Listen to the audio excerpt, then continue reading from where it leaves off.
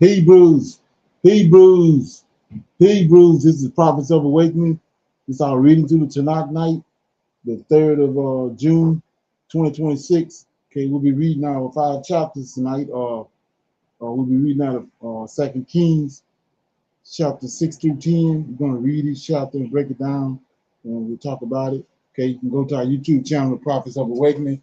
Check out our videos. We have over 1,000 or so videos that you can look at, examine, get the meat out. These videos will lead you to the truth of the Holy Scriptures.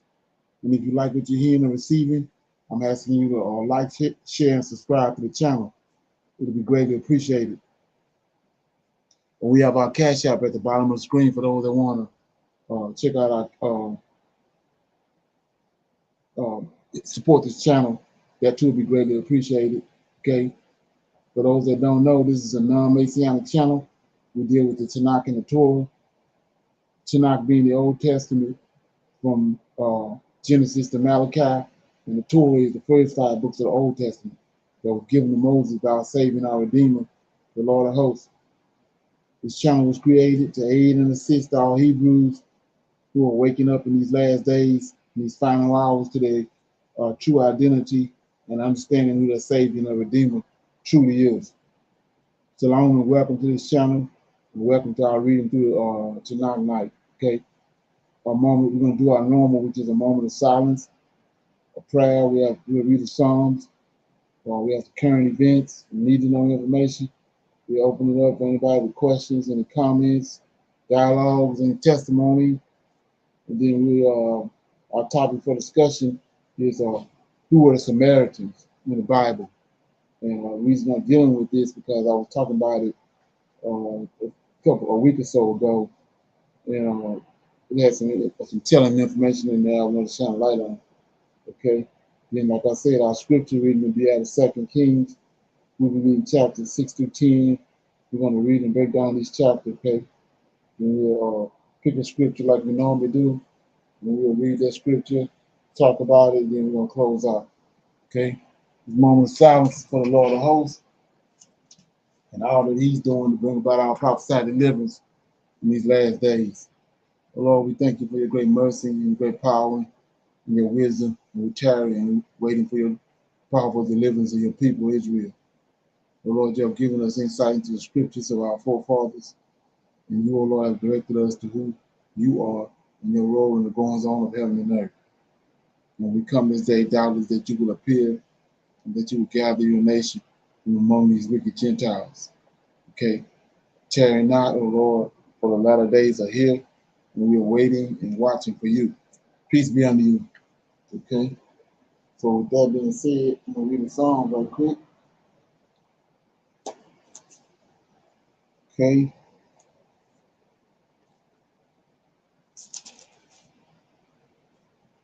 Okay, I'll read Psalms 2. Why do the heathen rage? Why do the heathen rage? And the people imagine a vain thing.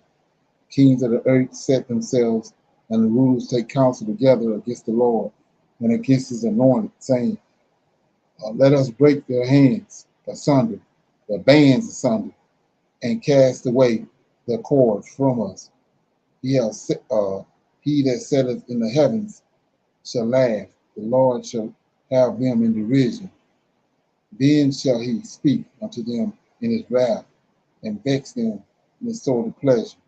Yet have I set my king upon my holy hill of Zion, and I will declare the decree. The Lord hath said unto me, Thou art my son, this day have I begotten thee. Ask of me, and I shall give thee the heathen for thine inheritance, and the uttermost parts of the earth for a possession. Thou shalt break them the rod of iron, and thou shalt dash them in pieces like a potter's vessel. Be wise now, therefore, O ye kings, be instructed, ye judges of the earth. Serve the Lord with fear and rejoice with trembling. Kiss the Son, lest he be angry, and ye perish from the way. When his wrath is kindled, but a little, blessed are all they that put their trust in him. Okay, so that was Psalms 2. And like I said, I continue to keep on shining a light on the fact that what we've been told is that these these psalms are dualism. Is actually David prophesying about JC coming. And that's so far from the truth. That actually, when you actually understand and begin to operate and think like a Hebrew, you understand that David is the Messiah, and David is talking about his relationship with his God, and that has nothing to do with no dualism. So his God is the Lord of hosts, and the Lord of hosts God is Yahweh. So we'll read it with that understanding. It says, "Why do the heathen rage?" Okay, so understand the heathen is the Gentiles. So you're going to see the Gentiles never was uh, to be brought in. Okay, why do the heathen rage and the people imagine a vain thing? The kings of the earth, these are the Gentiles. You got to understand that when the Israelites came out of Egypt, they came through through the wilderness. They came across all these giants, Nephilim, and these are the kings he's talking about. This part of they are the geographical location where they at in the land of Canaan. These are all these giant nations. You want to know who they are? Just go to Deuteronomy chapter 2. They're all listed there, and they listed in the table of nations. Genesis chapter 10.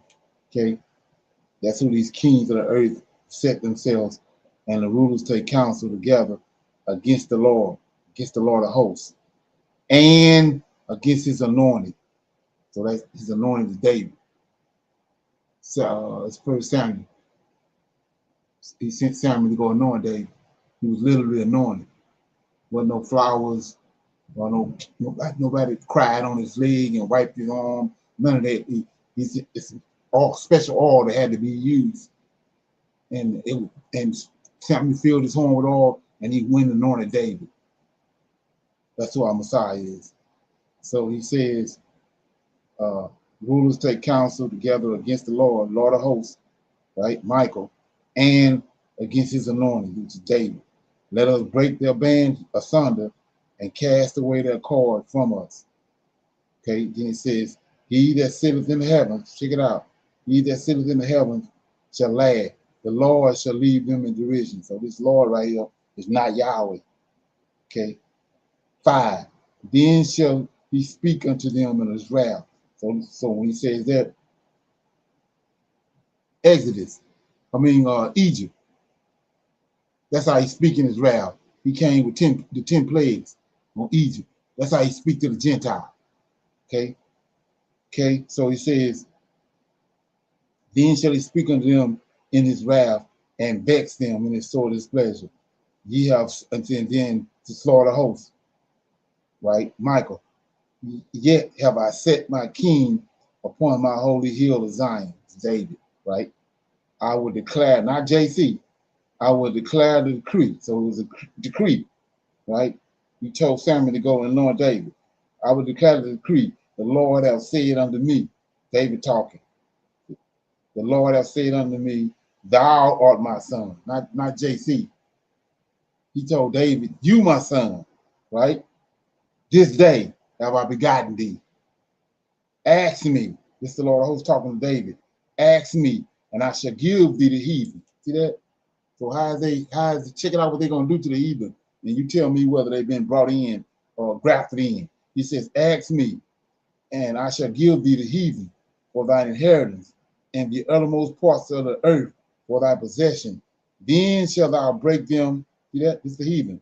Thou shalt break them with the rod of iron, and thou shalt dash them in pieces like a potter's vessel. So how is they slaves to be drafted in when he's telling them, you know, if you have anything, if you understand anything about that, to take them, smash their head against the wall. Okay, so it says, be wise now, therefore, O ye kings of the, be instructed, ye judges of the earth. Now watch this. He just told you over here in verse 7 that he made a decree. David is his son. David became his son, not JC. Now we in 10. He's talking to the kings of the earth. Be wise now, therefore, O ye kings. Be instructed, ye judges of the earth. Serve the Lord, right? Serve the Lord of hosts with fear and rejoice with trembling. Now here you go. Kiss the Son. Well, who the Son is? Oh yeah, verse 7. I will declare the decree. The Lord have said unto me, thou art my son. David is his son. Yeah. 11. Serve the Lord with fear, rejoice with trembling. Kiss the Son. Kiss David. Lest he be angry. Check it out. Lest he be angry. Lest the Son get angry. Lest he be angry and ye perish from the way when his wrath, David's wrath, is kindled but a little. Blessed are they that put their trust in him. Come on. You got anything on that? Shalom, Belina. I do got one question about the last verse. Blessed are all they that put their trust in Him. That Right, put their trust in the Son, right? Or is right, the okay? Hmm. right. When you proper English, right? Right. Okay, yeah. Okay. Sure. You got anything else? Shalom. No, sir. Okay, so we're gonna go to our current events. I have another warning for you. According to executives from Shell, Exxon, and even Chevron, they're all saying that oil inventories are so low that in the next couple of weeks, we could see gas prices spike and we could see oil per barrel run up to over $160 per barrel. This is what they're telling us. And this is a huge concern because of what we are currently experiencing. Look at this right here. This just happened at my local gas station in Fort Myers, Florida. As you can see, they're out of diesel fuel. I asked them when they're going to be getting more in. They said, we don't know. Meanwhile, U.S. diesel stockpiles just hit their lowest level since 2003. Are we about to have a gas shortage in America because of Trump? Could we have a gas shortage? According to experts, they say the answer is yes. It's not definitive, but the answer is likely yes. Listen to some of these comments, though. It says, not only gas, my job has told me we will not be getting any oil for diesel trucks and or other oil will be scarce. Yeah. We're also hearing other reports that in Texas, there is a Love's station that had to shut down because they had no gas either. This is happening. We are seeing a shortage. Now, I remember several weeks ago, and about a month ago actually, where many people were saying there's going to be no shortage. And we listened to some of our lawmakers and they tell us there's not a shortage because we can produce our own oil. And we can. The problem is we are not. We're not producing enough and we are exporting so much in order to make these other countries happy. But right here in the United States, the American people are not happy. Look at this though. I want to read this to you. It says Exxon warns oil inventories will hit dangerously low levels in weeks, forcing prices to shoot higher. This is what they said, again, May 28th, just a few days ago. Now, I want to read something to you though, okay? Listen to this. It says, this is from the Exxon Senior Vice President. We're approaching unheard of inventory levels. It says, I mean, really, really low levels. It says you can debate whether that's going to hit those really low levels in 2 weeks or 3 weeks. Once you get to that point, then you'll see price shoot up. Yeah, they're expecting the physical price of a barrel is going to be between $150 to $160 per barrel. I want to play this next clip for you because this person is trying to explain where we could see prices go on average in the United States. And it is much higher than what it is today. I want to show you what it is today. Look at this right here. This is the quickest way to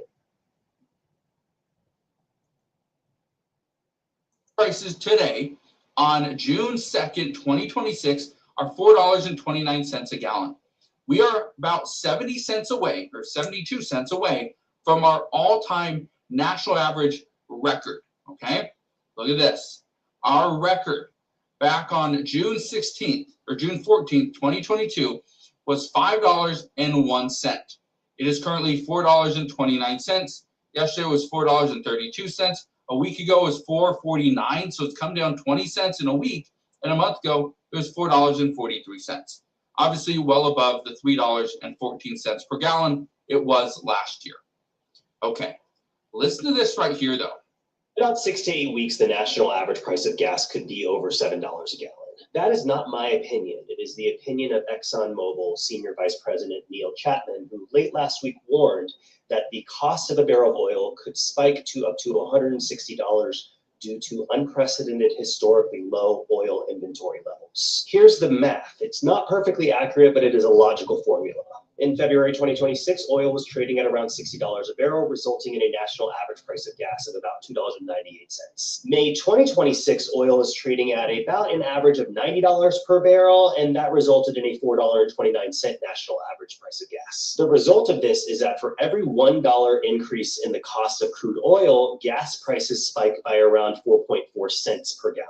If oil were to hit 160 and X equals 2.98 times 160 minus 60 times 0.044, that equals $7.38. If you want to know how much this specifically impacts you where you live, take the price of gas that you paid recently and add $3.08 to that. Now, can you imagine the average gallon of gas here in the United States over $7 a gallon? That would put California closer to like $15 a gallon. Okay, it would be up over $12 a gallon. It would be insane. Okay, it would be insane to see that level, okay, in California. And some people were predicting this back in February when Iran and the U.S. first kind of got into this conflict. They were saying that gas prices could shoot up to $12 to $15 a gallon in the state of California. Yeah, that would be brutal. That right there would cause people to not go to work. Seriously, why would you go to work when the average person drives between 30 to 40 minutes just to get to work? So on average, let's say they're gonna burn, a few gallons of fuel every single day. It's gonna cost them, potentially $30 just to get to work. Here's what Costco's CEO has said. Costco buys so much gas that in some locations, they have to get several trucks in every single day just to keep up with demand. Because the last thing that Costco wants is to have to put up a sign that says that we are out of gas. That would be a catastrophe and it would devastate many people. It would actually hurt Costco's bottom line as well. Costco goes off of volume. Even inside their store, they don't sell stuff they're making 100% on. They don't sell many things that are making even 25%. The majority of their items that they're selling, because again, they're selling in bulk, they are making very small profit margins. That's the same model they're using for gas. That's exactly what Walmart has done as well, but Costco's just done it a little bit better. Now, this is what I want to leave you with. If Shell, Exxon, and even Chevron are all, their executives are all saying the same thing, beating the same drum, that shortages are coming, we need to prepare, okay? But how do we do that? Here's the thing. Don't let your car go from full to empty. Don't do that. Make sure you're filling it up about halfway. That's something that I recommend. I've done it for a long time. It's just easier that way. You don't get the sticker shock of $120 leaving your bank account for weeks. It will likely be for days until they can get more fuel into that station. So do yourself a favor. Make sure you have enough fuel in your vehicle every single day to last you about a week. If you can do that, you should be perfectly fine. But okay, you got anything on that? You got any signs down there where you at? Gas? Shalom, yes sir. What the gas? I want to say got up to like 425, or 450 or what have you, as far as just like the regular. And then I seen that it went down like these past few days. It went down, but I feel like they do that all the time before before something big happened. Right, but they really hit you with the hammer. Yes, sir. Well, yeah. That's something. Here we go right here. The U.S. Department of Homeland Security is now warning millions of Americans of extreme threat here in the United States. And it has to do with the FIFA World Cup.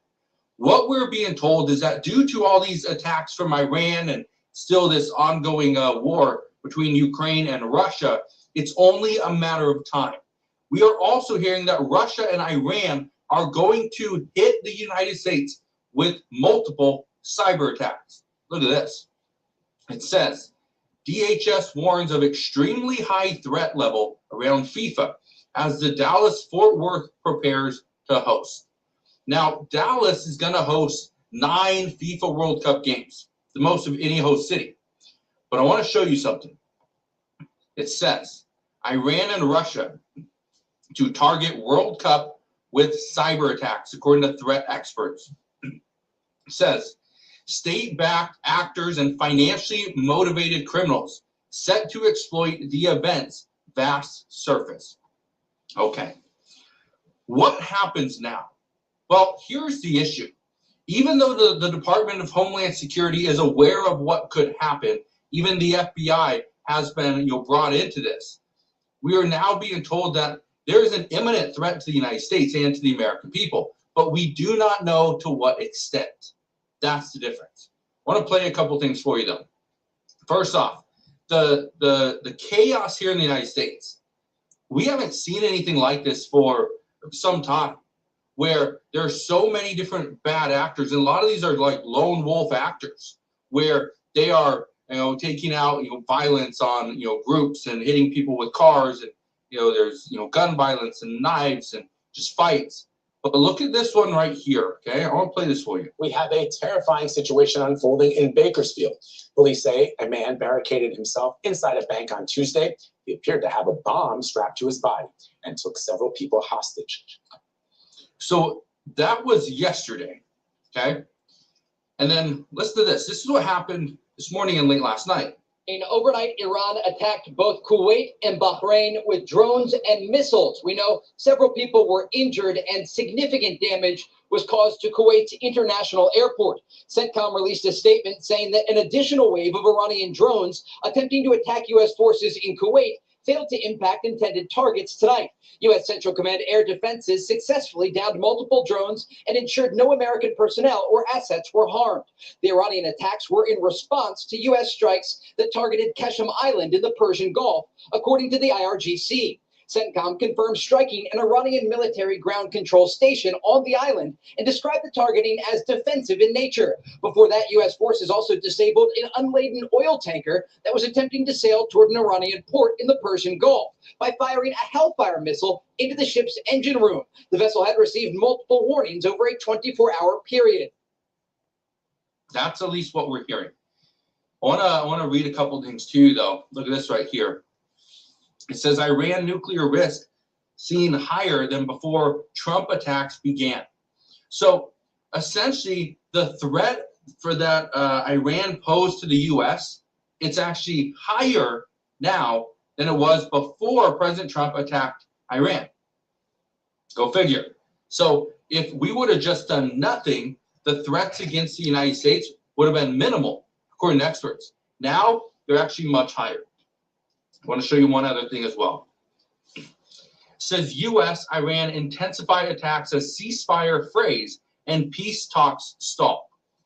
I don't know if we see anything happen here. I don't know if we see this ceasefire move forward. I don't know if we have peace in the Middle East between the U.S., Israel, and Iran. We just don't know. But what we know right now, according to multiple experts, is that the threats against the American people and here on U.S. soil are actually much higher today than they were several months ago. So that's the concern. Now, here's the last thing I want to leave you with. Even though the Department of Homeland Security and FBI are saying that there are threats to the American people and to some of these stadiums, everyone's on high alert. The U.S., law enforcement, Okay, everybody's on high alert. And I say this because the FIFA World Cup is one of the biggest sporting events in the entire world. Okay, the biggest sporting event in the entire world. So everybody wants this to go off, without a hitch. Perfectly fine, everyone's safe, no threats, no attacks, no nothing. So that's the goal here. Now, whether or not it happens, I can't tell you, but the FIFA World Cup goes from June 11th to July 19th. So we'll see what happens over the course of that time, but there'll be many games in a lot of these different stadiums. So hopefully everybody is just fine. But Okay, got anything on that? Shalom, brother Leonard. I think that would be as far as them on the chess. I mean, that would be a perfect time to do it. Right. Yes, sir. If they go ahead and attack, because I'm just thinking about the chaos it could cause. You got people from all over the world. They already talking about the viruses being spread, but just think about all them people out there and the phone stop working, and they money not working. Right. Exactly. Yes, sir. That's a perfect stage for them to do their little plot. Right. You Yes, know what sir. I'm saying? Yeah. Okay. Yeah, so let's check this out. This is this right here to me is big because we know what they got, the thing they setting up with this Pan-Africanism. Let's check it out. Okay. Ago, a man from the Caribbean had a dream so large that the empires of this day called it dangerous. His name was Marcus Garvey.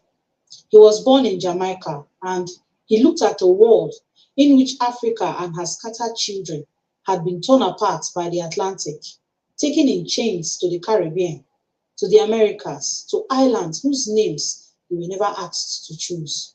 And he decided he would put them back in contact with one another. Not in theory, not in poetry, in steel. In 1919, he founded a shipping company and he called it the Black Star Line. The idea was simple and it was enormous. Black-owned ships crossing the oceans that had been used to enslave, but this time carrying free people, trade, and the possibilities of return. The company did not survive. It was undercapitalized. It was sabotaged, and within a few years, it was gone. But the dream did not die with the ships. Ghana put a black star on its national flag in his honor. Ghana named its own shipping line the Black Star Line. And then the dream waited for 100 years for someone to finish it. On the 24th of May 2026, a Nigerian aircraft lifted off from Lagos, crossed the Atlantic, and landed in Barbados. And without anyone quite saying so, Marcus Garvey's Black Star Line finally flew, not on water, in the sky, and almost no one outside the Caribbean noticed. Good day, everyone. Whether you're tuning in from the continent of Africa, from the diaspora, or from anywhere else around the world, welcome back to Frontline Africa. This is Frontline Africa, where we center Africa in global affairs with analysis and not emotion. My name is Peace Solomon. So today, we're going to do something we do not get to do often enough on this channel. We're going to tell you a story that lifts you up rather than weighs you down. But we're going to tell it with the same discipline we bring to everything else. That means we give you the facts straight. We separate what is verified from what is merely beautiful, and we tell you the one part of this story that the celebration quietly left out. So we're going to do 6 things in order. First, the facts of the flight with no decoration. Then, the meaning of the ocean it crossed. Then, a depth the continent owes the Caribbean that most Africans do not even know exists. Then we'll talk about the people themselves, including some of you watching right now. Then we'll talk about the politics and the money that is underneath it. And finally, the honest parts, the part that keeps this from being propaganda. So let us begin. Here is the facts, and everything else is built on top of it. On the 25th of May, 2026, Air Peace, the largest carrier in West and Central Africa, operated its first scheduled commercial flight from Lagos to Grantley Adams International Airport in Barbados. The aircraft was a Boeing 777. It departed Lagos with more than 284 passengers on board. The return service from Barbados to Lagos followed the next day, and the airline says the route will run twice monthly to begin with. Now, let me be precise, because precision is the whole reputation of this channel. You will hear this described as the first flight in history between Africa and the Caribbean. That is not quite true, and we do not deal in not quite true. Air Peace flew a non-stop charter from Lagos to Jamaica back in December 2020, and it reached Antigua on a service in 2023. So, what made the 24th of May historic is not that a plane had never done it. It is that for the first time, there is a regular, scheduled, dependable air bridge, something you can book, something that repeats, something that you can build a relationship on.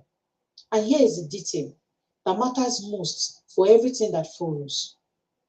When the aircraft landed, the government of Barbados welcomed it at a high-level forum, and that welcome was supported by the African Export-Import Bank, Afreximbank.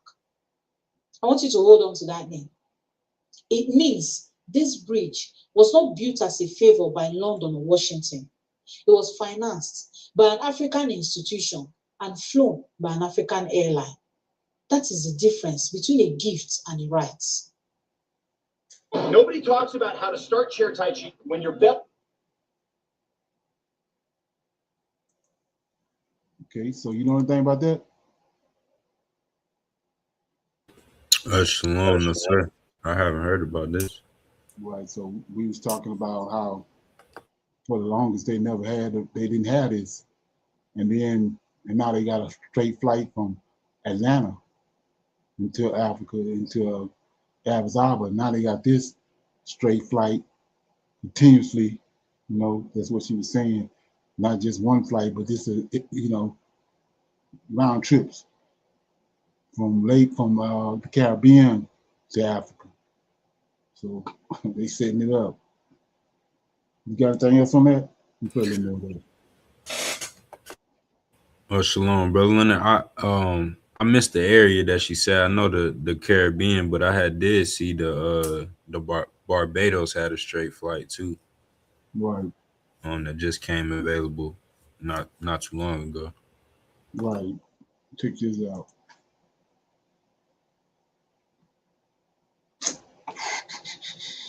It's a part of the story that changed me.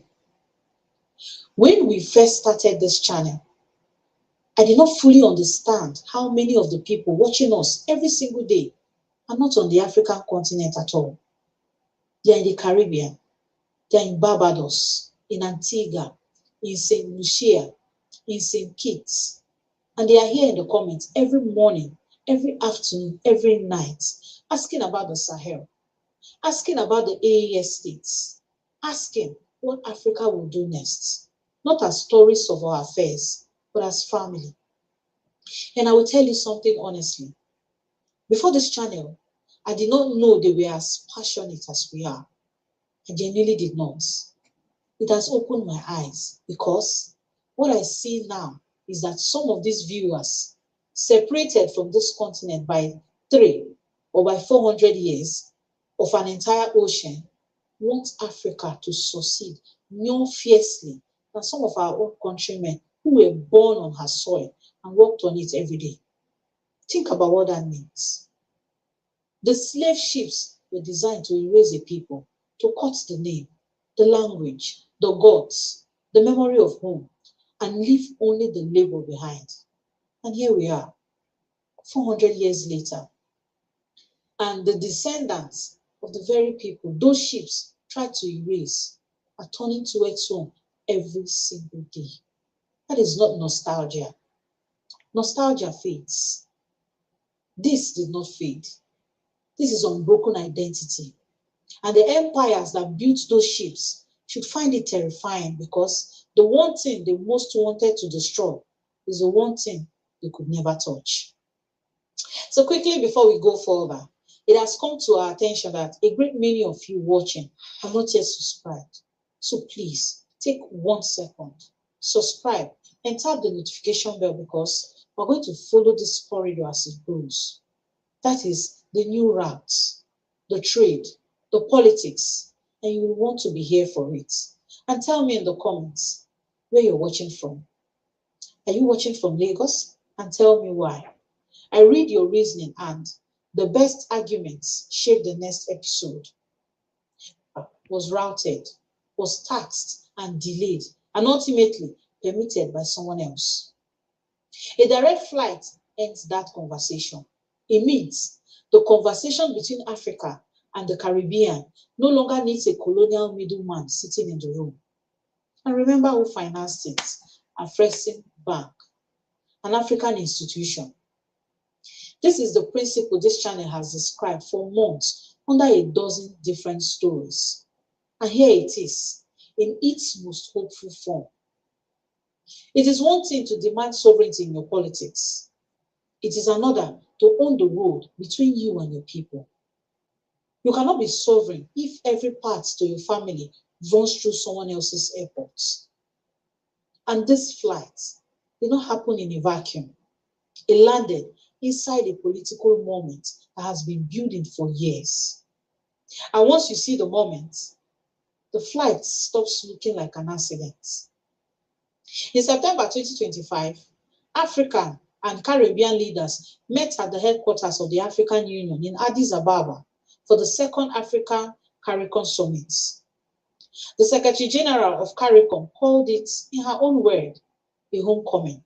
The African Union has formally declared the years 2026 to 2036 a decade of reparations, running alongside the United Nations' own decade for people of African descent. The diaspora is now formally recognized as the African Union's sixth region, not a metaphor, an actual designation. And here is the fact almost no one cites.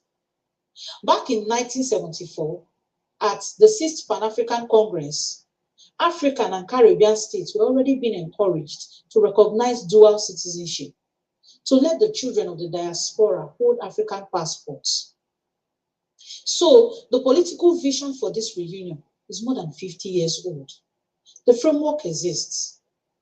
What has been missing all this time was the physical infrastructure to make it real. And I want you to notice where the plane landed. It landed in Barbados, a country that in November 2021 removed the British monarch as its head of state and became a republic. It landed in a nation that had just reclaimed its own sovereignty, led by a prime minister, Mia Mottley, who is today among the most forceful voices alive for reparations and African Caribbean unity.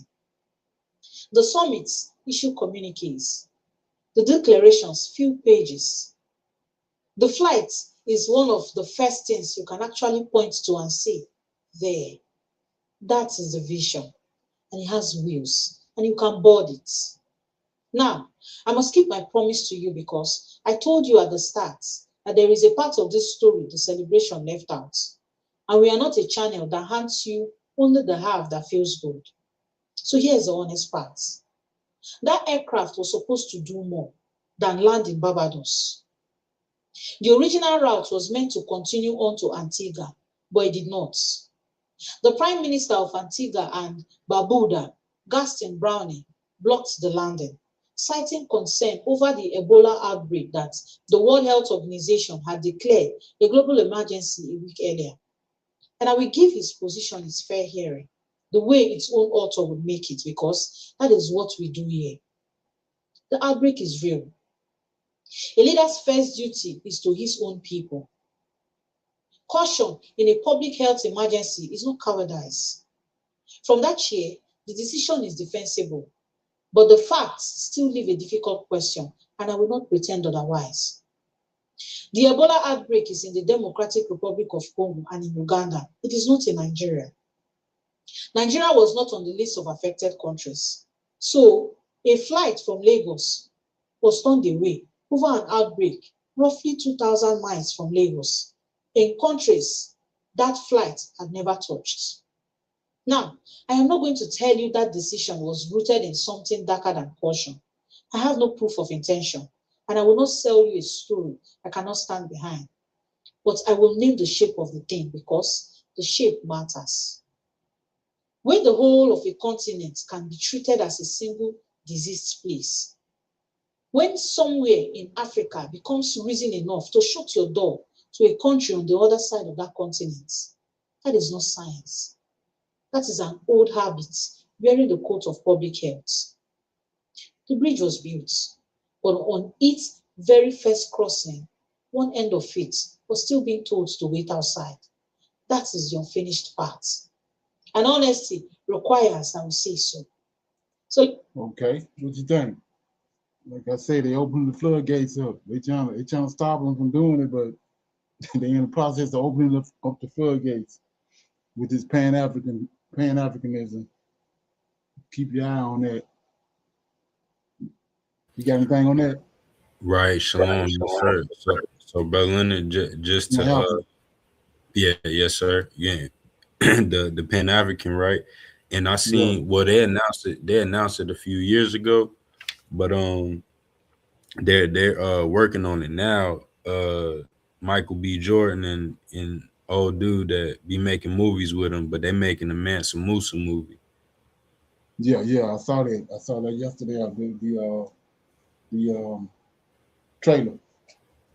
Right. Yes. So you know that's gonna heat it up too, even more. Yeah, we got to be out of here when all the drama go down, so we can see right here what's going on. But did you catch that decade of reparation? Yeah. Well, that's supposed to be. Well, no. The decade of reparations, not Right. of African descent. She said the people of African descent, that's a decade. But she said the decade of reparations is running alongside it. Whoa. Okay. So yeah, I'm gonna Google it when it come out. Google it when I get off this line. Oh yeah. Yeah, it's the same time. Same decade. While this decade going on, there's other one going on too. Reparations. Decade of reparations. I mean, that said it all right there to me. Okay. Yes, sir. So so we're gonna open it up for some Q&A. You got any questions, any comments? Or anything came across you want to talk about? Yes, sir. Shalom, Brother Leonard. Kind of bouncing off of what you were teaching yesterday. I got a verse from one of your old classes I wanted to ask you about. Is John is John 8 and 33. Okay. Find that though. Book of John? Yes, sir. Okay. Mm-hmm. I don't know what John is. Okay. It's 4 Johns. Okay. Yes, sir. So it says, then said JC to the Jews which believed on him, if you continue in my word, then are ye my disciples indeed, and you shall know the truth, and the truth shall make you free. My question is about this next verse, Brother Leonard. They answer, yes, sir. They answer him, we be Abraham's seed, and were never in bondage to any man. How sayest thou, you shall be made free? Right. So we know that's a dagger. Like I said, that's another one of them situations in the New Testament where you catch the burglar in the room in the house with his hand in the cookie jar. So he says, we never been in bondage. They ain't go to Egypt. They didn't go to Egypt. So we know these ain't no Israelites. So they ain't go to Babylon neither then, right? No. Them ain't no Israelites. And then but the crazy part about it, you know, when you expound on it, is so they're telling you JC from these people right here. That's his brethren, right? Yes, right. He came unto his own, and his own ain't deal with him. So they just saying that they would never been in no bondage. So them ain't no Israelites. Exactly. So what happened? Israel went in bondage in Egypt. While they was in bondage in Egypt, Esau already had like 10, 15 kings, right? Right. So we know that when they came out of Egypt, they came across the Edomites. So them ain't no, that's them, and I telling Obadiah keep telling us over and over in the scriptures that they stole their land. But you gotta look at what they did. They shifted that time period out. Like I was saying yesterday, they got you, these people saying they came out of Babylon when they didn't come out of Babylon. Because it was Israelites that came out of Babylon. They came out, they built the temple because the Lord of hosts, the God of Israel, ordained it because he had Cyrus to call out Zerubbabel and Joshua, and he sent them back, the two anointed ones, and they rebuilt Zerubbabel temple. Then, like the scriptures say in Daniel chapter 10, verse 26, the prince that shall come, Antiochus Epiphanes came. That ain't in the scriptures. They took it out. They picked the story up with after Malachi. They picked the book of Malachi is in the second piece. They picked the story up. When the story picked back up, they in Matthew in the fourth beast. They don't tell you none of that. All that's out been taken out. So what's been taken out? What Obadiah telling you? Israelites came back, rebuilt the temple. We see parts of the story with Ezra. After they came back, they would have intermarried again. They picked right back up where they left off at. That's why the Lord had Gabriel to tell Daniel his indignation can come to a fool because he's tired of dealing with them. So then the prince that shall come in Daniel chapter Daniel chapter 9, verse 26, is Antiochus Epiphanes. That's in 1st and 2nd Maccabees. He came and ran the Israelites out in 143 BCE. Ran them out to the west coast of Africa. So the people that's in the land, when Obadiah tells you, when you rightly divide it, find some kind of way to get rid of JC. But anyway, so when you rightly divide it, they came in. That's who was in the land. They stole the land when the Israelites ran out by the Greeks, and so it's them in the land. So by the time you get to Matthew, them Edomites in the land. That's why he can say what you just read. We ain't been in no bondage, but no man. That's Esau. And so then because of what they done, they had a perverted zeal, and that's what they was a thorn in the side of the Romans. And like I said, they had a wicked ass, because of what they had done. They had a wicked ass zeal, and that's who the Sadducees, Pharisees, all these nut buckets is. Even what we're gonna listen to in a minute, it's gonna lay some weight on it. But anyway, they had a perverted zeal, and they kept on causing problems for the Romans. And so finally, Hadrian backfilled it, like I told you. And then the Titus and Vespasian came and kicked them out. These Edomites kicked them out and sent them to Spain and Portugal. And that's who ended up, the prophecies of Ezekiel 35 is on them. Blood is, the Most High got, the sword is following them. So they're trying to find somewhere to go to get that sword off them. So that's what the Nina and the Pina and the Santa Marina is for when they left Spain. trying to find somewhere to go. They try to come to. They had just left from the land of Israel. They was in they had possessed the land of Israel for a long time. So when they came with the Nina Pina and Santa Marina and Columbus and so-called discovered America, then they came here and renaming all the places where they was at in Israel. That's where these Negroes getting it from, thinking they Israelites. And like I said, they walked the dog and all the way around. They told the Most High in Malachi that they was going to return. Because that's them in the land the Most High talking to. When he says he's going to kick them out, right?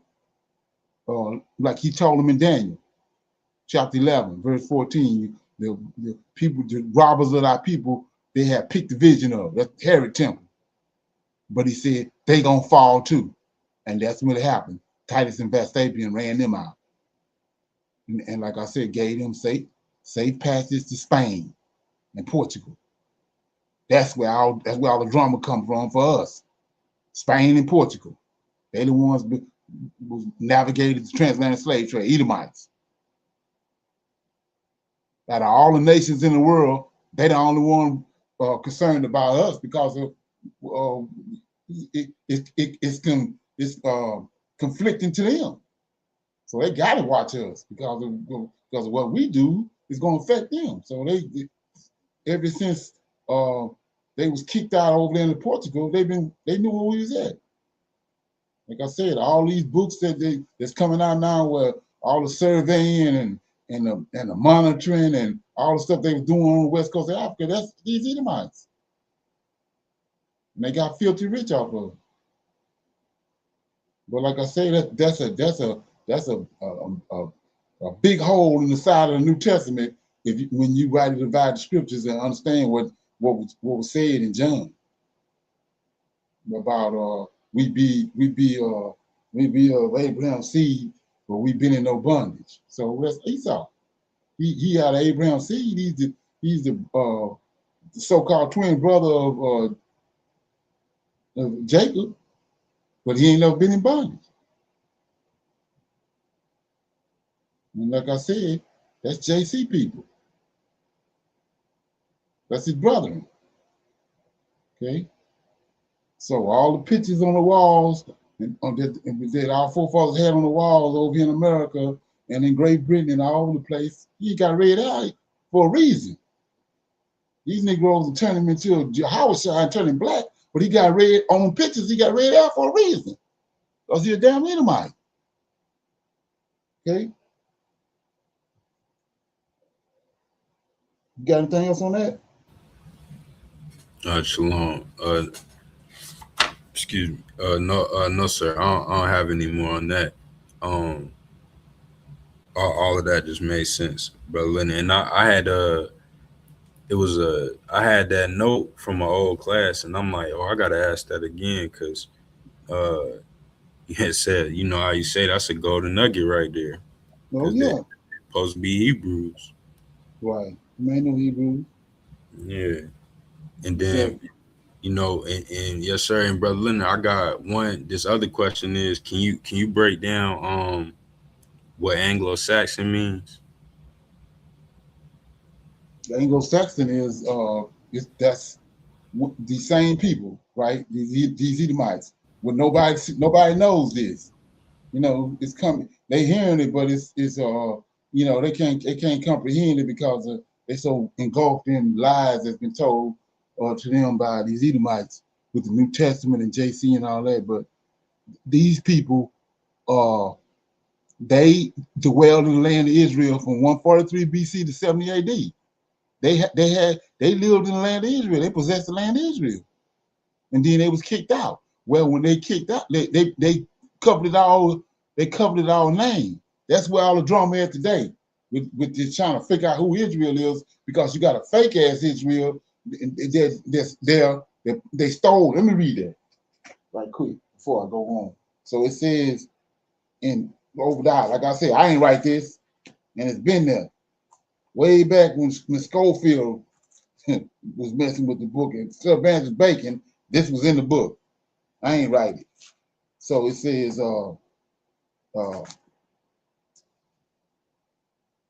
Yeah, Obadiah. Okay, let me get it. I'm trying to hide from me yesterday. We're gonna find it today. Okay, here you go. So chapter Obadiah, one chapter, and it says right here, verse 10. For the violence against thy brother Jacob, he talking to Esau. Violence against thy brother Jacob, shame shall cover thee. Thou shalt be cut off from forever. In the day that thou stood on the other side, and you got to figure out what day that is. Like I said, in 143 BC, tied to the prophecy of Daniel 9:26, the prince that shall come, Antiochus. That's the day. So it says, and Daniel told him, the Most High indignation gonna come to a full. This the day that his indignation came to a full.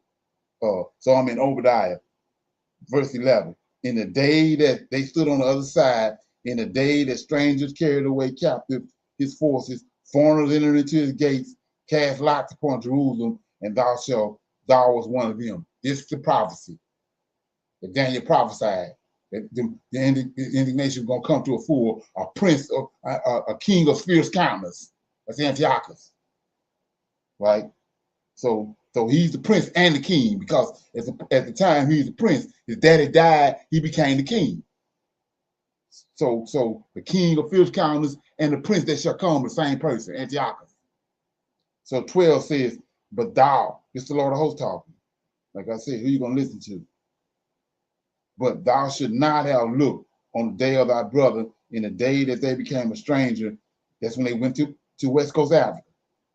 Neither should thou have rejoiced over the children of Judah in the day of their destruction. This ain't Nebuchadnezzar. Day of their destruction. In the day of destruction, neither should thou have spoken proudly in the day of their distress. Thou should not have entered into the gates of my people in the day of their calamity. This Daniel, like I said, Daniel told him, Most High's indignation, the Lord of hosts indignation gonna come to a full. Ye, though thou should not have looked on their affliction in the day of their calamity, nor have laid hands on their substance in the day of their calamity. So they possessed the land of Israel right here. So you say, what are you talking about? Let me give you another precept. We ain't got number time. So look here, we got another precept. This big. Okay, Isaiah 66 says right here, verse 4. I also chose their delusions and will bring their fears upon them. Talking to Esau, because when I called, none did answer. When I spake, they did not hear. This is Israelites, but they did evil before my eyes and chose that which is not delighting. Now here you go, verse 5.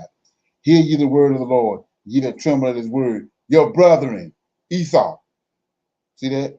That hated you, that cast you out for my name's sake. Say, let the Lord be glorified, but he shall appear to your joy, and they shall be ashamed. So what are you talking about? They stole the land of Israel. I mean, they tried to elevate the Lord of hosts, Yahweh, with the Herod temple. They stole the land of Israel. They cast them out. That was when they went on the West Coast of Africa. Obadiah telling you the same thing. And he says in verse 14, neither should thou have stood in the crosshairs to cut off those that did escape, neither should thou have delivered up those that did remain in the day of the distress. That's what he's talking about. But everybody, they got this stuck off somewhere else in some other story pertaining to JC. But he's telling you, well, these scriptures, these precepts telling you what happened. What actually happened. Okay? Right, yes, sir. So that's how yeah. So, and nobody seems to understand none of that. Right, and who those people were. Right, who they are. They don't understand what happened. That Israel, he left, but he left in 143 BC. And the Edomites came in, they telling us that the minor prophets, that's all they're talking about. They came in and stole the land of Israel. They posing as Israelites. They ain't no real Israelites. They posing as Israelites. Oh yeah, so when you come to Isaac's sons, so when they fled from when they left Titus and Vespasian kicked them out, they was in Portugal, where they also invaded Britain. Did you know that? Okay. Isaac's sons. They still hiding under the banner of Jacob and Abraham, Isaac, and Jacob. So the Saxons, the Anglo-Saxons, the European Anglo-Saxons, the Saxons invaded Great Britain. That's Edomites. That's who the Saxons are. Isaac's sons.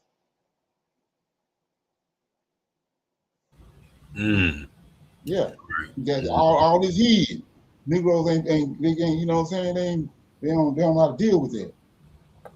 And my man, he got a whole big old library on that. The dude from Armstrong, from Another World, you know, the guy, the preacher, I think he passed away. Yeah, they got a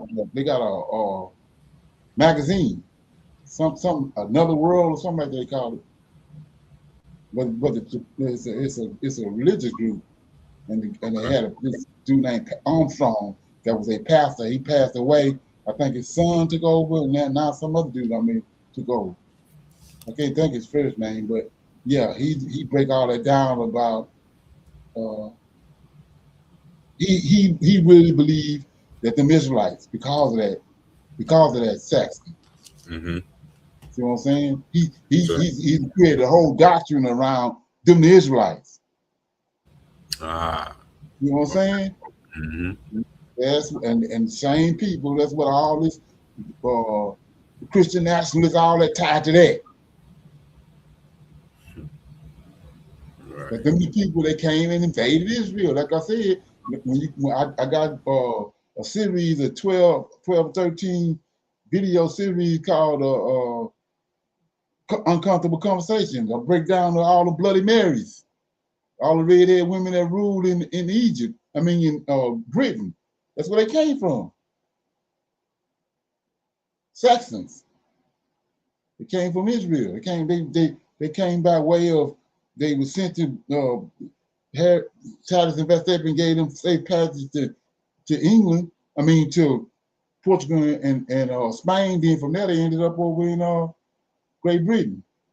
That's how Great Britain became a ruling power like it did. It's one of Britain is one of the heads of the 10 toes. Britain is one of them.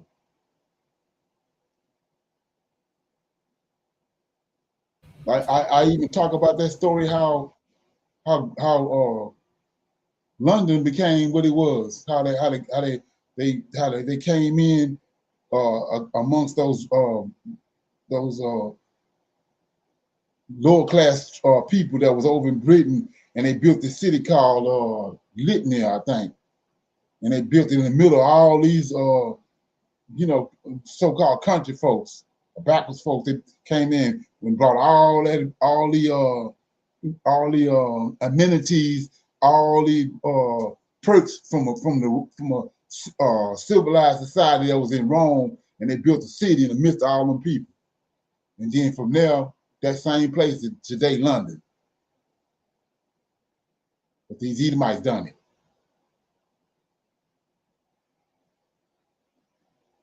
Yeah. And so Shalom, Brother Leonard. So even with that, there's a lot of people like that's, like black looking over there that's not Hebrews then, right? Oh yeah, right, exactly.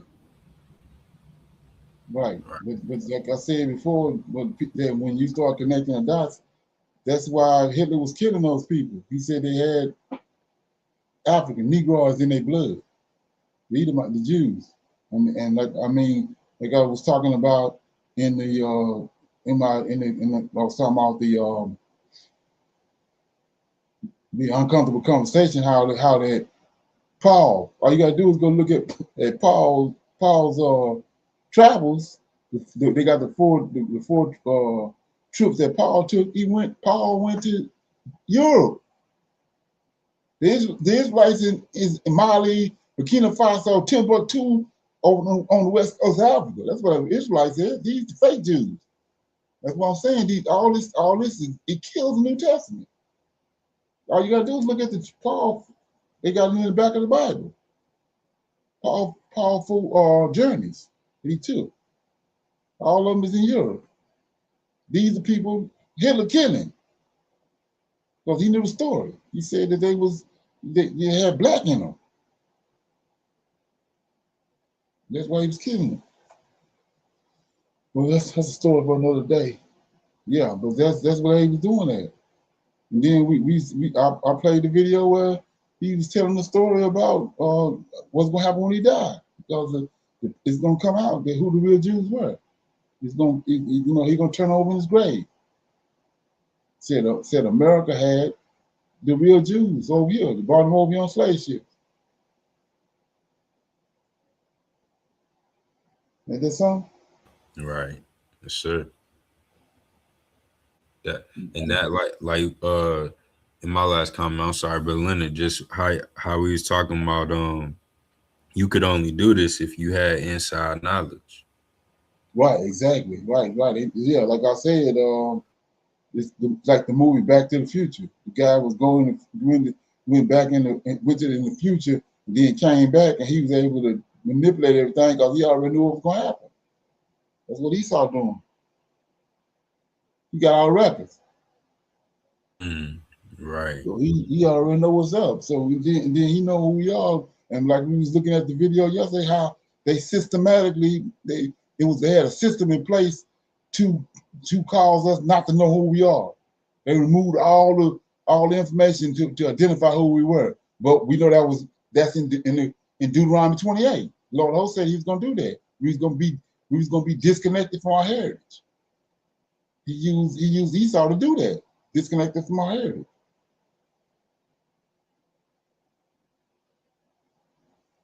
Ain't that something? Right, yes, sir. Yeah. So you good? Right, I'm good, sir. Yeah, let me play this right quick. This is something that I'm following. I'm just watching, so I'm trying to keep everybody informed with it. But it's about 3 minutes. Okay.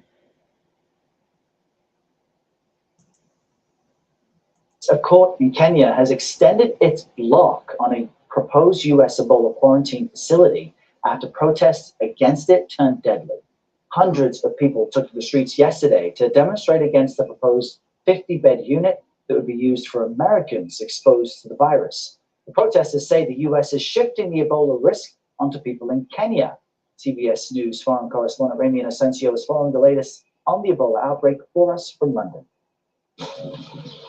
This is what health workers have been doing every day here in Bunia, the epicenter of this Ebola crisis. Now, at least 321 people have tested positive and at least 4 dozen have died. The International Rescue Committee tells CBS News the current outbreak may have been spreading undetected as early as January. But there is hope Ebola can be beat again, as these frontline nurses did, now declared Ebola-free after they contracted the disease while treating patients. Coming out of this illness alive is an indescribable joy, said this medic. We spoke to Dr. Abdu Sebushishe, a frontline medic in the Congo. When do you think this could potentially finally get under control? We believe it can go beyond 6 months before this outbreak could be put under control. Would you say that the outbreak is surging faster than the aid and assistance surging in? I think the outbreak is outpacing the current response, and there are lots of adjustments that are being made to ensure that we catch up. To stop it from spreading further out into the world. The U.S. attempting to halt it in Africa and at a quarantine facility in Kenya. 2 people were killed on Monday in protests against the Trump administration's attempts, a facility only for Americans. And the International Medical Corps tells us that more testing absolutely needs to be done. Some people there even don't believe Ebola exists, and they're using home remedies. Also, contact tracing, hugely important, as we learned during COVID, only getting about 1 in 4 people there. We know that there are 3 vaccines now in development for the strain of Ebola. And the work out there, the research out there, and the funding out there has been ramped up to about $60 million. Okay. Got anything on that?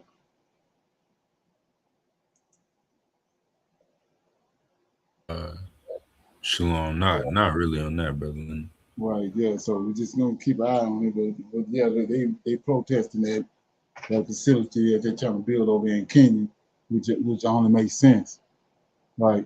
So, like I said, I've been quoting a few things I've been saying about the lies that's been told about that timeline in between when the Israelites came out of Egypt and when they came out of Babylon and when they got back to the land of Israel, they hooked in that little 300 or 400, 500 year period. They tricked it off, and the reason why, like I said, is that 500 year period. They tell you 500 years later, JC came, so that's why the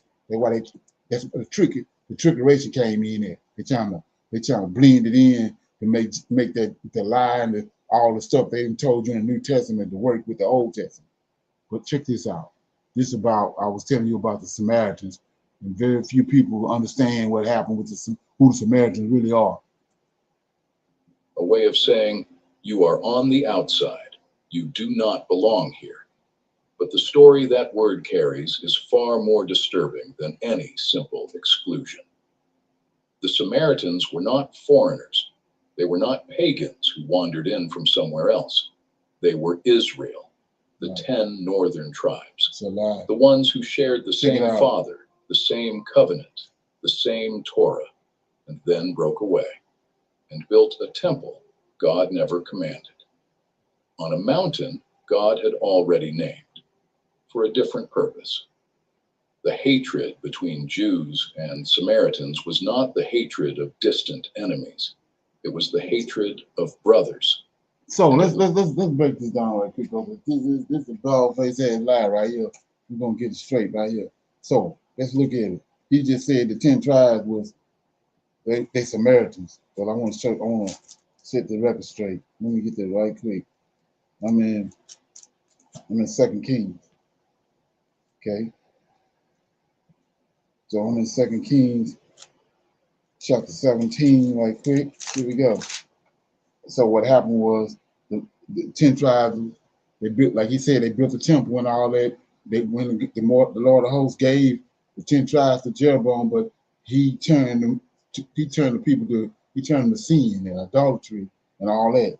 So the Lord had the king of Assyria to come and take them to Syria. But let's look at what he done. So I'm in chapter 17, verse 17. And they caused their sons and their daughters, these are 10 tribes, these Israelites, they caused their sons and their daughters to pass through the fire, and they used divination and enchantments and sold themselves to do evil in the sight of the Lord to provoke him to anger. So they're not no Samaritans right now. Ain't no such thing as a Samaritan right here. This is the 10 tribes, the 10 sons of Jacob and their children. Okay, so then it says 18. Therefore, the Lord was very angry with Israel. See that? And removed them. See that? Removed them out of his sight. There was none left, but the tribe of Judah only. That's the southern kingdom, right? Also, Judah kept not the commandments of the Lord their God, but walked in the statutes of Israel, which they made. And the Lord rejected all the seed of Israel and afflicted them and delivered them, here you go, to the hands of spoilers until he had cast them out of his sight, right? So out of his land. 21, and he rent Israel from the house of David, and they made Jeroboam, the son of Nebat, king, and Jeroboam drove Israel from following the Lord and made them sin a great sin. Now 22, and the children of Israel walked in all the sins of Jeroboam, which he did, and they departed not from them until the Lord removed Israel out of his sight, as he had said, by all his servants, the prophets. So was Israel carried away. See that? Israel, these Israelites, was carried away out of their own land to Assyria until this day. Now, here come the Samaritans right here. Well, this nut bucket, he twisting it up. So he says, so 24, here come the Samaritans. And the king of Assyria brought men from Babylon and from Cuttack and from Ava and from Hamath and from Seraphim and placed them in the cities of Samaria instead of the children of Israel. And they possessed Samaria and dwelt in the cities thereof. So this is how you get the Samaritans. They're not no Israelites. Okay, so this is why you got to understand all the things that happen after this. So here we go. So now the Samaritans are people that was brought there by the king of Assyria. The 10 tribes, the Israelites, they in Assyria in captivity. Okay, now check it out. Lasted for more than 700 years. By the time of Jesus, a Jewish person would add days to a journey just to avoid stepping on Samaritan soil. A rabbinic saying from the period declared that the dust of Samaria defiles. So let's look at this. That eating Samaritan bread. That's why the Judah, Benjamin, Levi know who these people are. They don't want to deal with them. That's where all this coming from. They know that they're not Israelites. They were brought there.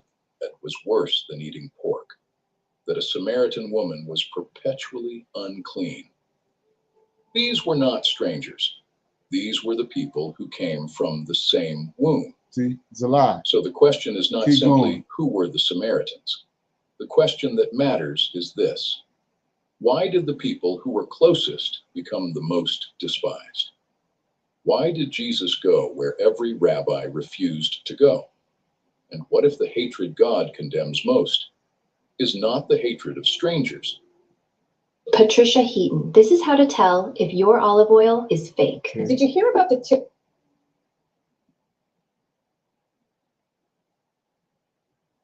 Some of this you're going to have to disregard, but we're going to deal those who were never strangers at all.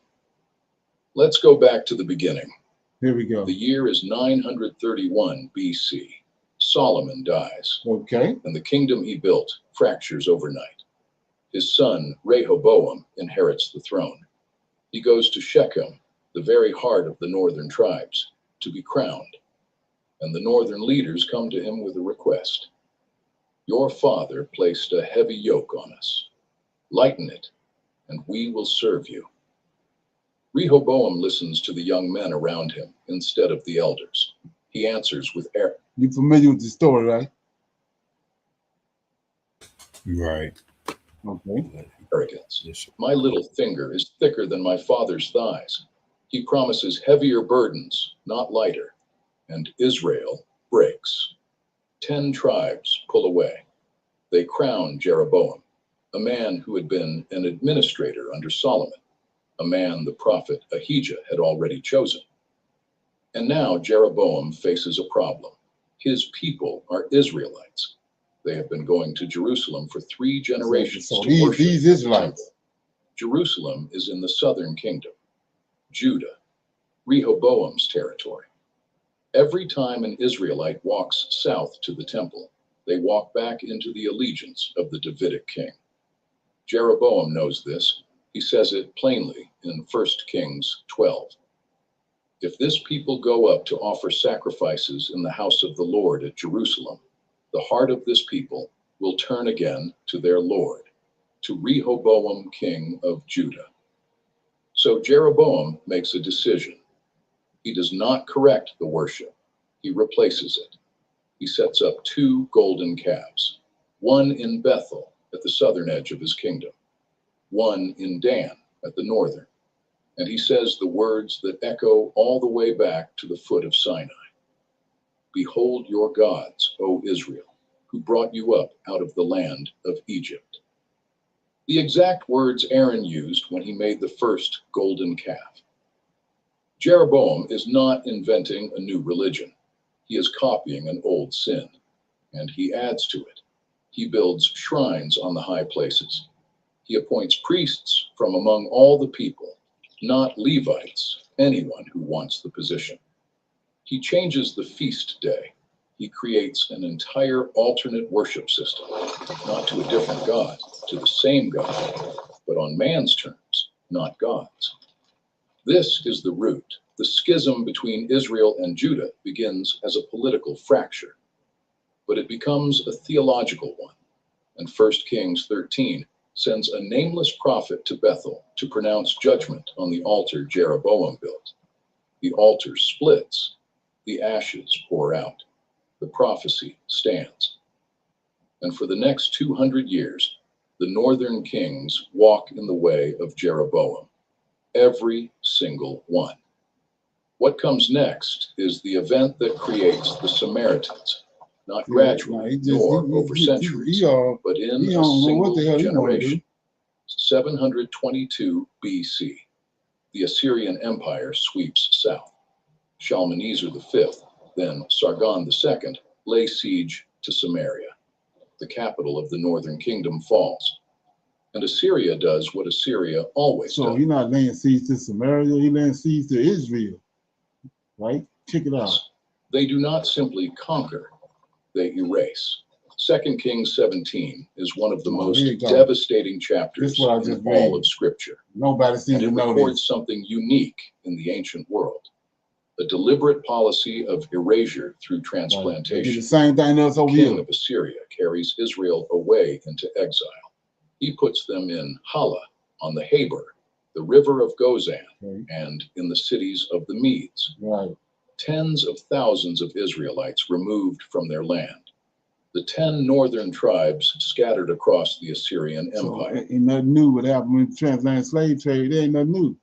Come on, these people already know how to do this. Assyria does not leave the land empty. 2 Kings 17:24. Here you go. The king of Assyria brought people from Babylon, Cutha, Ava, Hamath, and Sepharvaim, and settled them in the towns of Samaria to replace the Israelites. 5 nations, 5 peoples with 5 sets of gods, transplanted into the territory that once belonged to Ephraim, Manasseh, and the rest. And then something happens that Scripture records with devastating precision. The newcomers do not know how to worship the God of the land. So the Lord sends lions among them. They kill some of the people. The Assyrian king is told, "The people you deported and settled in the towns of Samaria do not know the requirements of the God of the land. He has sent lions among them, which are killing them off." And the king of Assyria sends back. Look at this. Let's look at that right quick. I want to shine a light on something. So check it out. So the Lord sends lions among them. So Negroes ain't getting that in their head. You know how many lions he had to be sending? He had to send. They killing the people like that. They have to call him. He sending all kind of lions. That ain't registered yet in these Negroes' head. But watch this. They kill some of the people.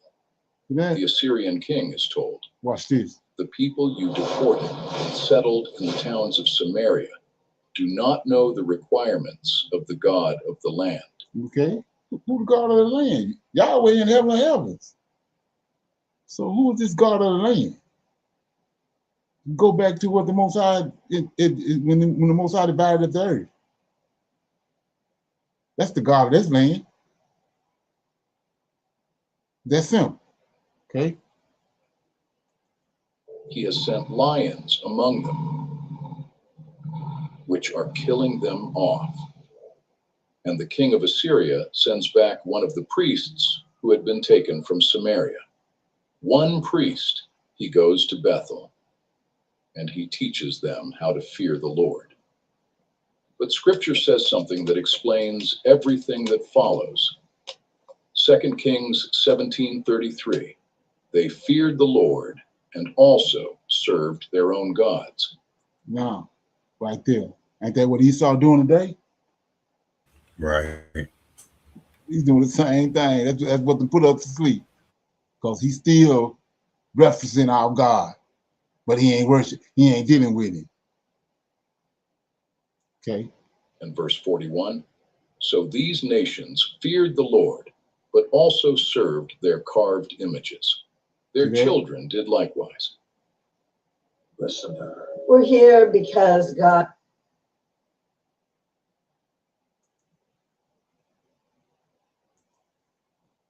Children's children, as their fathers did, so they do to this day. That is syncretism, not the rejection of God, the addition to God.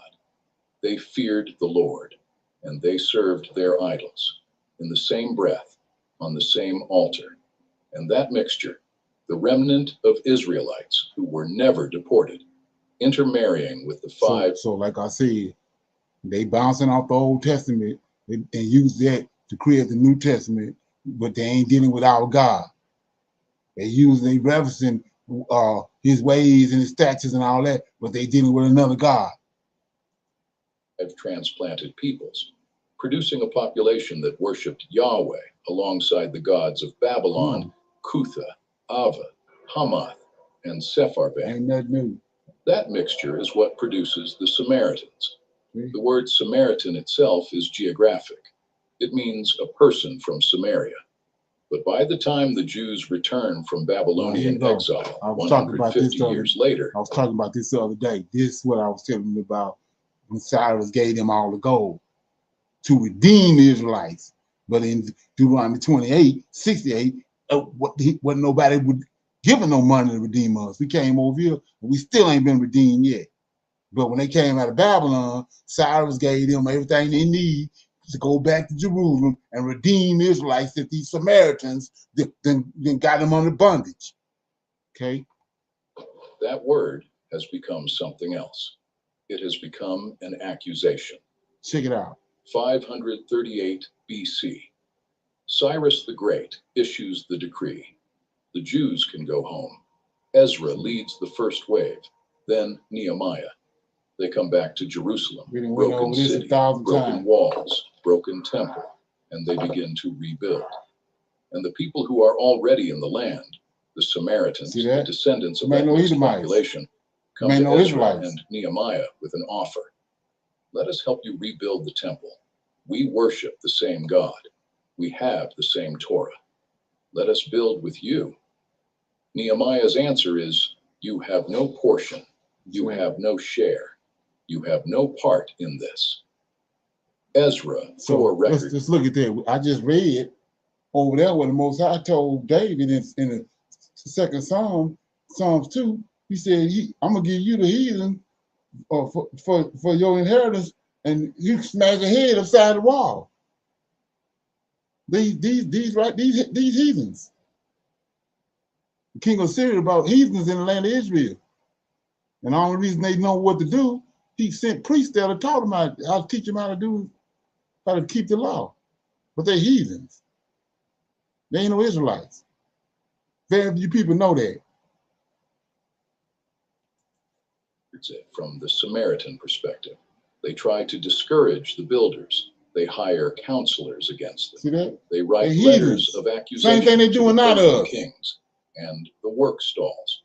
Don't want us to get back connected to our God.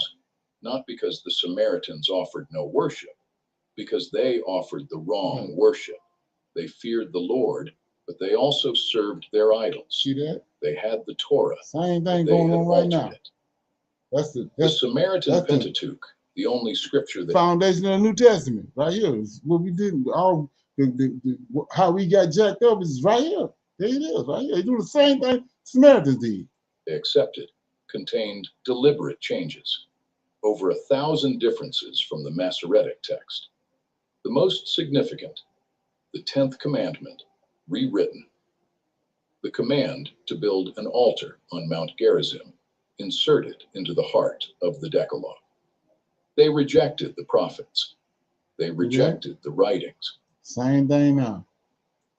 They accepted only the 5 books of Moses, and they changed those. And then they did something that turned theological disagreement into generational hatred.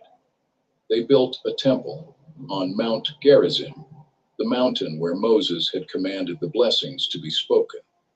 The mountain where Joshua had built the altar after crossing the Jordan.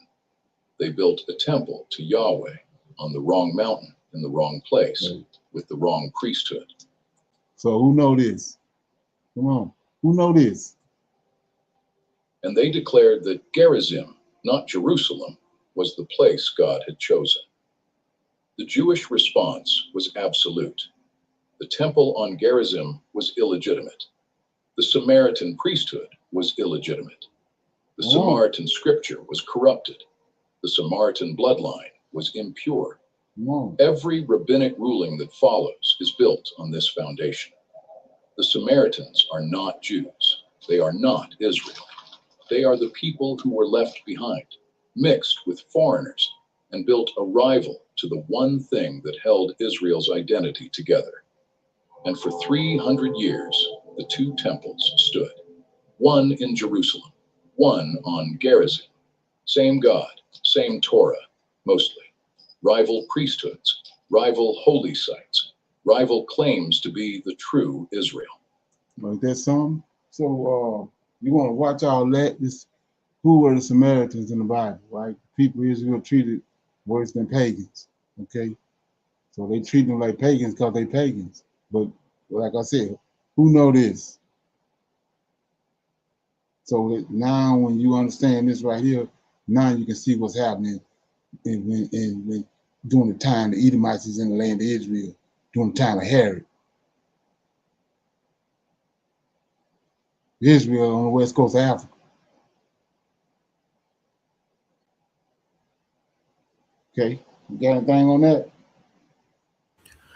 Shalom, Brother Leonard, did something called the like those groups, that those Samaritans, did they make a writing called the Pentateuch, or however you say it? Is that supposed to be from them? No. Well, it's not the original Pentateuch, but like he said, they took it and twisted it up. Okay, right. And so what you have to understand, when the Edomites came in there, they don't have the Edomites ain't got no access to the Creator, Yahweh. This is what they latched on to. You see what I'm saying? Okay. Okay. Right. This is what they latched on. The Samaritans, the Edomites, Romans, they all this is what we dealing with today, what they didn't hoodwink. And they don't want us to ever get back to where we was at. Like we said, we looking at when Nehemiah came back. When the Most High made the prophecy about the wall, he was talking about with Nehemiah. The book of Nehemiah goes after the book of Daniel, not before it. So when the Israelites came back, they did everything. The Samaritans and these Edomites doing everything under the sun for them not to rebuild that temple and not to come back to their land. And they doing the same thing today to us. Like I say, JC back in the day when he was on the wall, he had that red hair. That's because he an Edomite. He got red hair. Now these Negroes made him black. You think they got a problem with that? No. They ain't got no problem with it because you're still lost. As long as you ain't dealing with the God of Israel, they cool.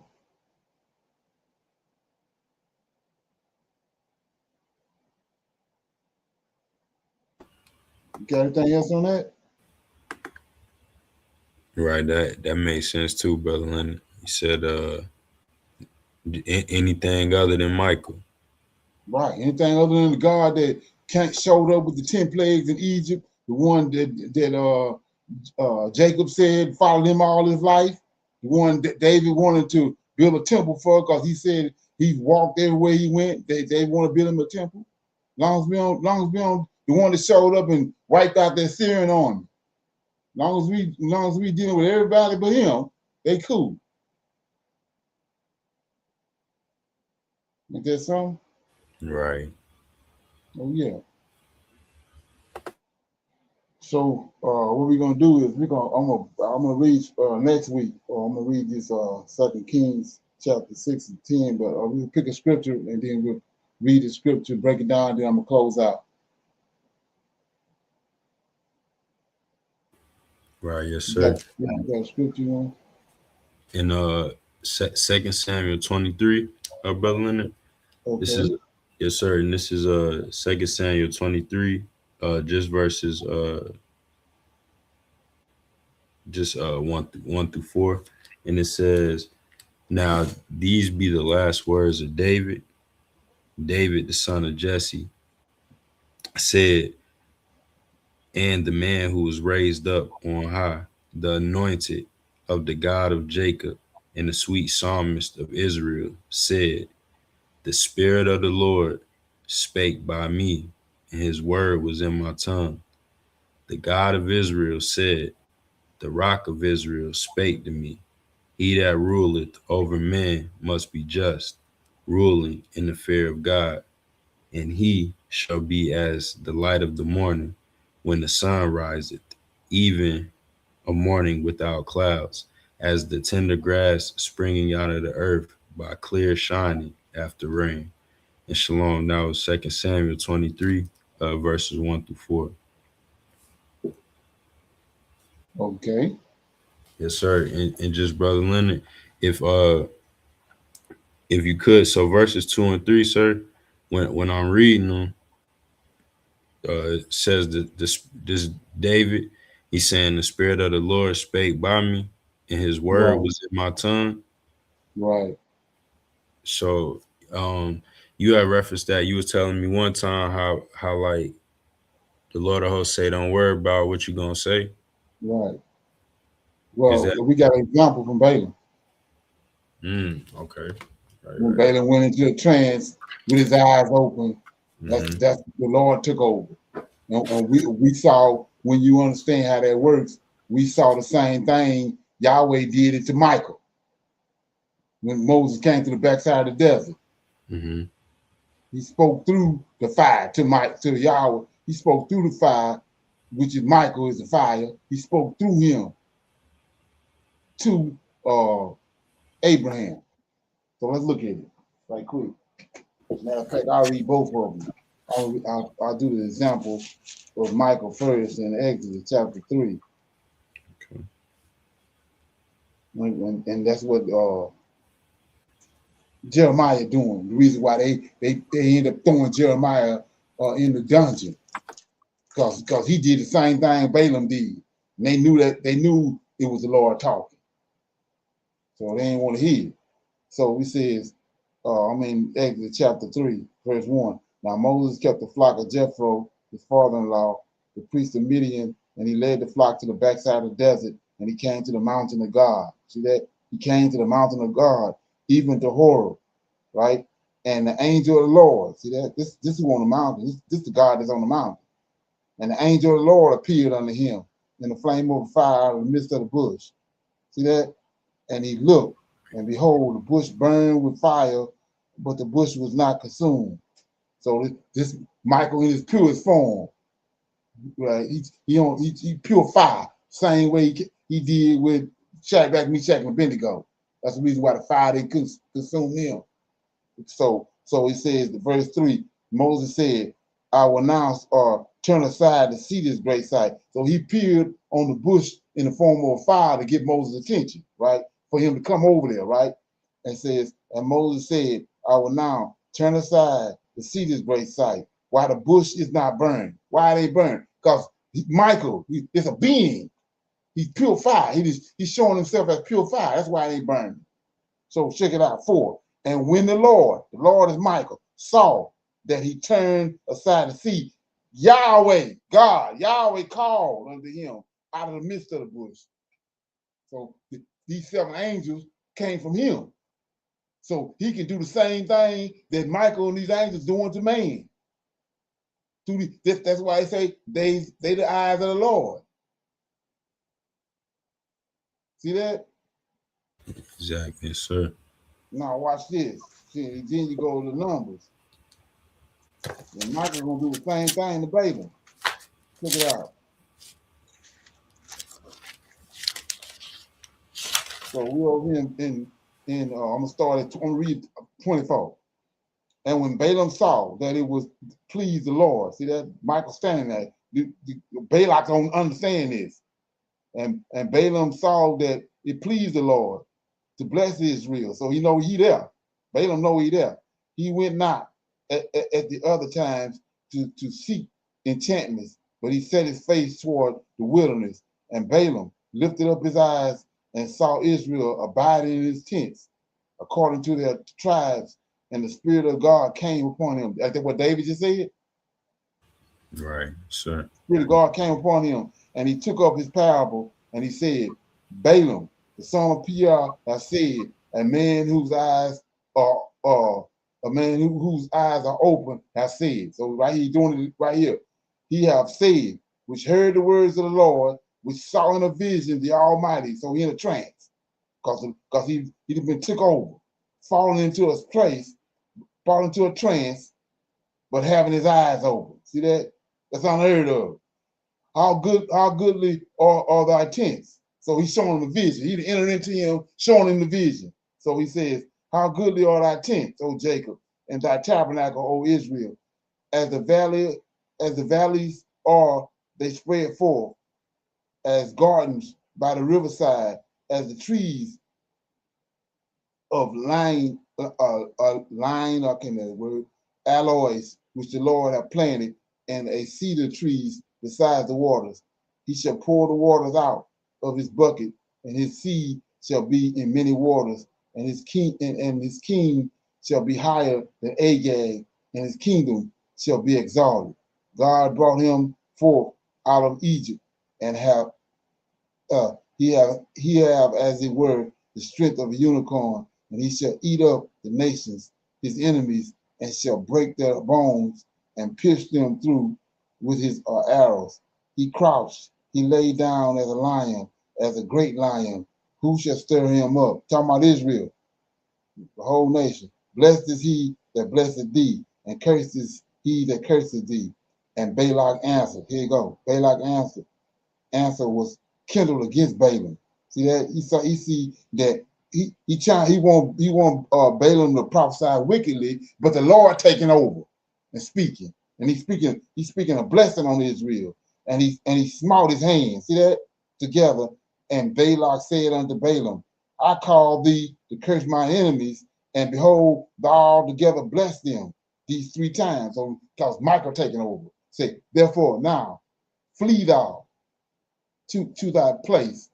I thought to promote thee unto great honor, but lo, the Lord have kept, see that? Here you go. The Lord have kept thee back from honor, because he's taking over Balaam, right? And Balaam said unto Balak, speak I not also to thy messengers, which thou sendest unto his house, full of silver and gold. Check it out. If Balak will give me his house full of silver and gold, I cannot go beyond my commandments of the Lord to do either good or bad of my own mind. See that? But what the Lord saith, that will I speak. And now, behold, I go unto my people. Come therefore, and I will advise thee that what the people shall do in the latter days. Here you go. And then here you go. Michael gonna take over again right here. And he took up his parable, and he said, Balaam, the son of Peor, said, and the man whose eyes are open has said, he has said, which heard the words of the God and knew the knowledge of the Most High, which saw in a vision. See that? I don't know where you can have a vision is the angel got to come and give you the vision. You got to enter into you. So he says, and he has said, which heard the words of God and knew the knowledge of the Most High, which saw in a vision of the Almighty, falling in a trance, but having his eyes open. I shall see him, but not now. I shall behold him, but not nay. There shall come forth a star out of Jacob, and a scepter shall rise out of Israel, and shall smite the corners of Moab, and destroy all the children of Seth. And Edom shall be a possession. She also shall be a possession for his enemies, and Israel shall do valiantly. That's David. So in order for him to see this, the angel had to enter into him, took over the conversation. And so that's devastating when you see it. We don't have no understanding on that. But when a Negro see that, he got to get on by the business. The false prophets can't do that. Okay? You see that? Right. Yes, sir. Oh yeah. That's why Jeremiah catches so much hell. Because he's showing up in the court and he doing that. The Lord taking when he get there, the Lord take over. You know what I'm saying? Right. And they know it's him. Okay. There's something? Right. Oh, Yeah, that'd be a sight to see though. So. Oh yeah, exactly. It's coming. Right. People ain't ready for it. They think AI and all that bullshit is, we in a new age. No. When the Lord come back, he's going back to the way he was doing it. It ain't but one way he do it. Okay? So. These niggas mind right. That's the only thing they're gonna understand. Because they always got an option with this old bullshit ass debate spirit. You always got some kind of option. You sitting there giving them straight up meat, but they got an option. Okay, yeah. Sure. But it's all good. So you got anything else? You good? Right, yes, sir. I'm good. Okay. So with that being said, I'm gonna say shalom, shalom, and another shalom. We got our Women's Advanced Bible Study tomorrow night. The men can come in through YouTube. It starts at 7 to 9 Central Time. Okay, so I'll see y'all tomorrow. Shalom. Shalom. I highly recommend that you get this book and you read it because it's a must that you understand who God head is in the order that's in the Old Testament in Tanak, because it's not the same as in the New Testament. And when you read this and you get an understanding, then the scriptures open up and then you begin to understand. So I highly recommend that you get this book. It's the Elohim of Israel